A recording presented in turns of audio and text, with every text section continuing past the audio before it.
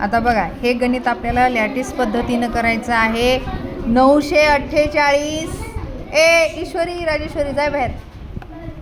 948 गुणिला 45 याचा गुणाकार आपल्याला करायचा आहे लॅटिस पद्धतीनं. तर कसं कराल?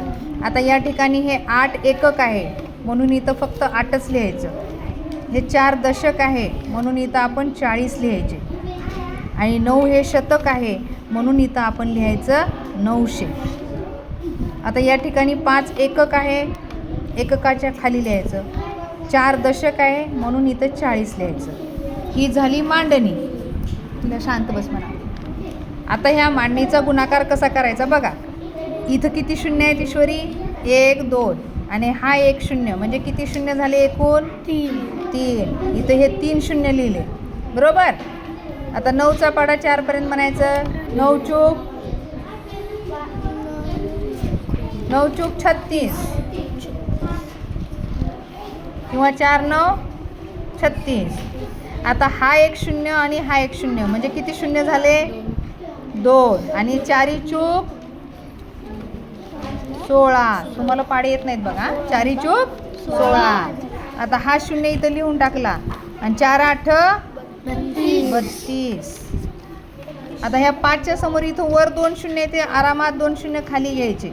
5 9 45. आता हा वरचा शून्य खाली घेतला. 5 चूक 20. आता 5 8 40. ही झाली मांडणी. आता काय करायचं? ह्या एक एक संख्या इथं लिहून घ्यायच्या. गडबड करायची नाही. 36,000 सुट्टे सुट्टे अंक लिहायचे. नंतर घ्यायची 4500 म्हणजे 4500.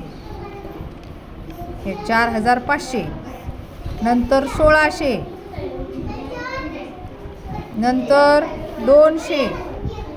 नंतर 320 आणि नंतर राहिले 40. या सर्वांची काय करायची? बेरीज. एकाखाली अंक लिहिल्यावर गणित चुकणार आहे का? नाही. इथं बघा सगळे शून्य शून्य आहेत. काय आलं खाली? इथं 4 आणि 2 6. आता इथं 5 आणि 6 11. 11 आणि 2 13. 13 आणि 3 16. 16ला 6. 5ला 6 आणि 1 7 आणि 4 11. 11 आणि 1 12. 12ला 5ला 3 आणि 1 4. उत्तर आलं 42,660. तर ह्या गणिताला लॅटिस पद्धत असं म्हणतात. कोणती पद्धत म्हणायचं? समजलं सर्वांना?